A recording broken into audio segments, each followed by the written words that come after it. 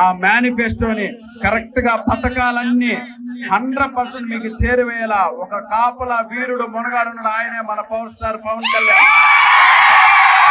మాట ఇచ్చాడంటే మీరు జూన్లోనే 7,000 రూపాయలు పెన్షన్ తీసుకున్న మాట ఇచ్చాడా? ప్రమాణ స్వీకరమైన ఆ మంత్రం ఇస్తున్నాడు పవన్ కళ్యాణ్ గారు. నాకు మాట ఇచ్చాడు, నువ్వు రాజన్న దగ్గరికి రాజన్నకి ధైర్యం చెప్పామన్నాను. పవన్ కళ్యాణ్ గారి రాజన్న అంటే ఎంత అభిమానం ఉందో ప్రత్యేకించి మరీ చెప్పాడు. కాబట్టి మీ అందరికి నేను చెప్తున్నాను, శిరస్సు వంచి నమస్కరించి 100,000 కోట్లు ఉన్న వాళ్ళంతా ఓటర్లు చెప్పి అయ్యా మాకు ఓటేయండి అంటున్నారు. మీరు వేసే ఓటు ఆఫ్టర్ ఆల్ 5 సంవత్సరాలే. మీరేం 20 సంవత్సరాలకి ఏమి వేయట్లేదు.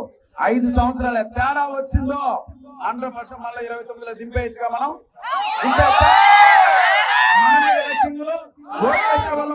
కింగులు ఎక్కడికి పోతారు? ఎక్కడికి పోరు. 100% మేనిఫెస్టో అమలు అవుతుంది తమ్ముడు. దీన్ని నమ్మి మానవత్వంతో మంచి మనసుతో ఆలోచించి ఈ 5 సంవత్సరాలు ఒక్కసారి పవన్ కళ్యాణ్ గారు సమర్థిస్తున్నటువంటి నాయకుల్ని, చంద్రబాబు నాయుడు గారు సమర్థిస్తున్నటువంటి నాయకుల్ని, బీఫామ్స్ ఇచ్చిన నాయకుల్ని గెలిపించుకొని ఈ 5 సంవత్సరాలు చూద్దాం. ఇంతవరకు చరిత్రలో చూడటువంటి అభివృద్ధి చూస్తాం. దీనికి మేమందరం ఇంత ఎండలో వచ్చి మీకోసం చేస్తాం అంటే మాకు రూపాయి ఉపయోగం ఉండదు తమ్ముడు. కేవలం చెప్తున్నాను మీకోసం. మీ కష్టాలు తీరుతాయి, మీ కన్నీళ్ళు తీరుతాయి, మీకు సేవాభావంతో ఉన్నారు.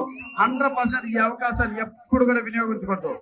మీకు మనం పాత ప్రభుత్వాల గురించి మాట్లాడే అర్హత మనకు లేదు. వాళ్ళు ఏం చేశారనేది మీ మనసుకు తెలుసు.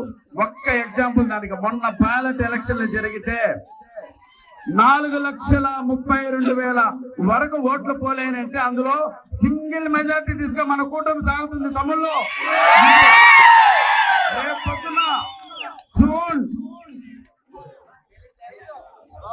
4వ తారీఖున రిజల్ట్ రోజు ఫస్ట్ అవర్ నుంచి లీడ్ లో మన కూటమి ఉంటుంది.